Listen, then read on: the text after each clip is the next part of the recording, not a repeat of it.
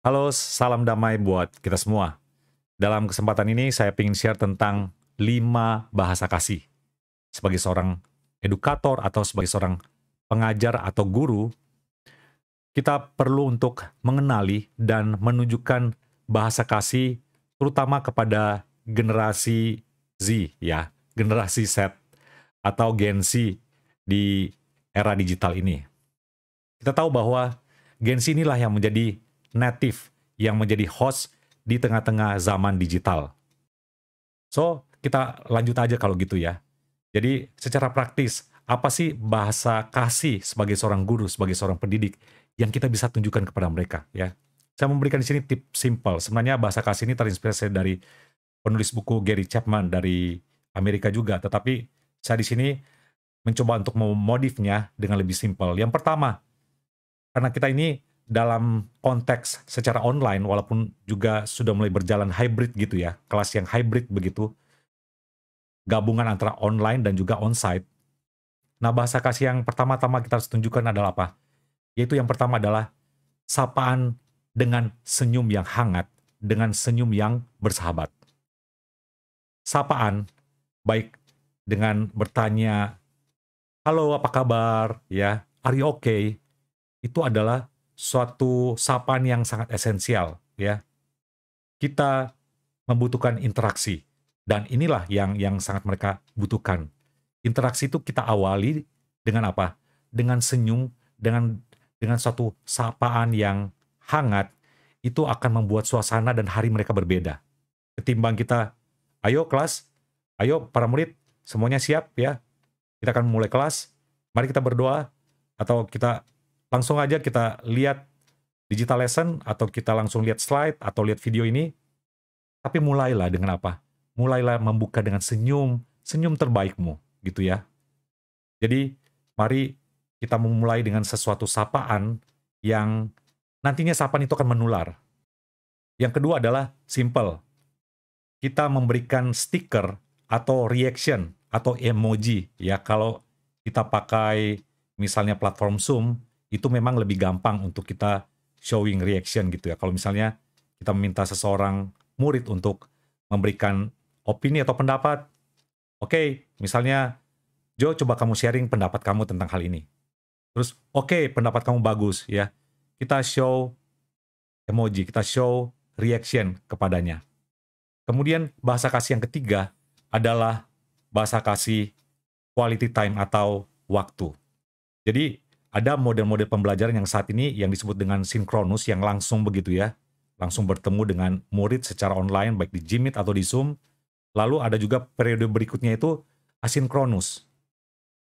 Jadi asinkronus itu di luar dari teaching yang langsung ke satu kelas ya. Jadi mereka itu bisa off screen dan melakukan kegiatan yang sudah dirancang, didesain sebelumnya oleh gurunya.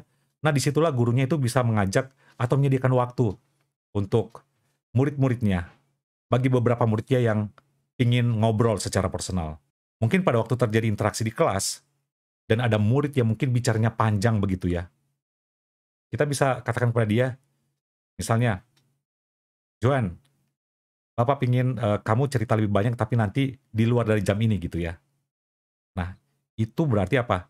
Kita tidak membatasi ruang mereka, tidak membatasi space mereka, tetapi kita menawarkan, menyediakan waktu kita untuk mereka secara personal. Oke?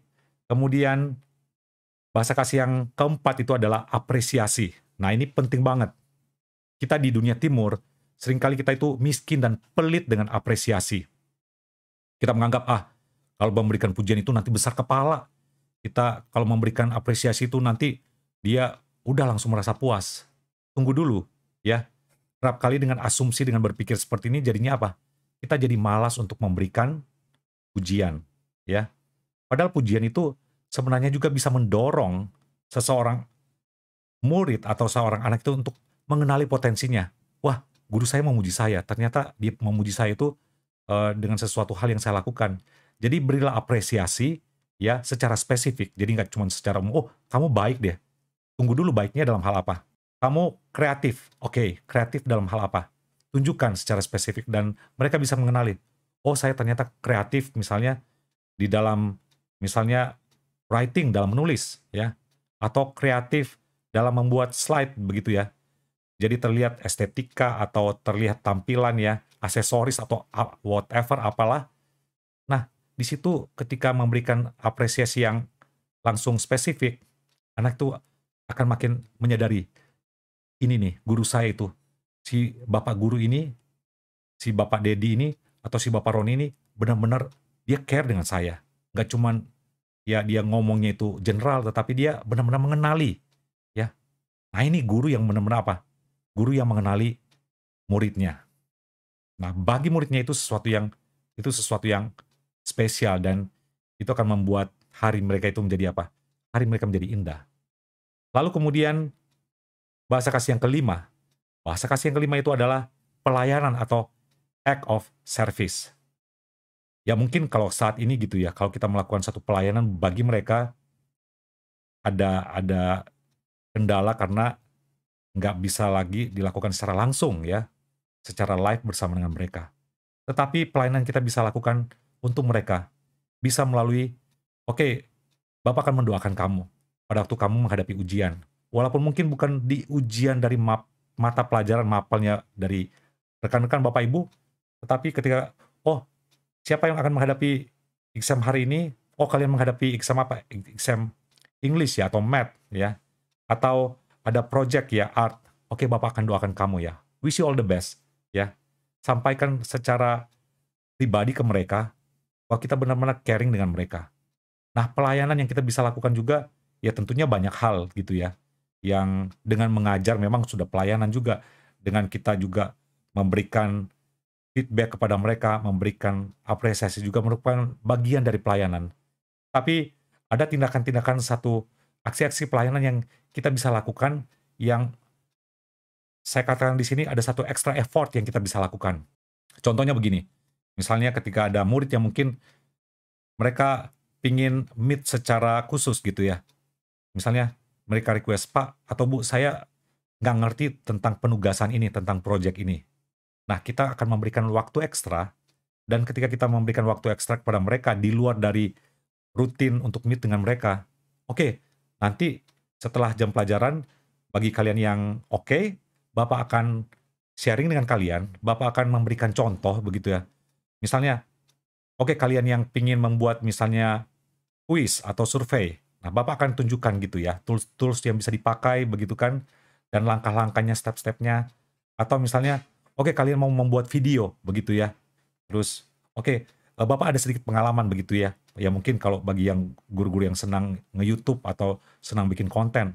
Oke, saya akan sama-sama mau ngajak kalian untuk apa? Yuk kita praktek yuk bersama ya. Kita akan sama-sama coba untuk praktekin gimana untuk membuat konten dan sharing konten, ya mulai dari tahap awal gitu kan, dari persiapannya, persiapan dari kontennya, terus tools-nya, segala macam ya, mungkin mikrofonnya, ya Bapak akan kasih referensi, atau ya macam-macam ya. Jadi pelayanan yang dimaksud di sini acts of service adalah satu extra effort yang kita lakukan yang benar-benar nantinya akan bermakna bagi mereka. Begitu ya.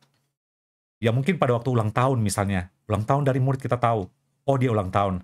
Kita bisa bikin atau set misalnya tiup lilin online gitu ya, yang ada lagunya, yang ada ya animasi begitu ya, visualisasi yang keren gitu kan.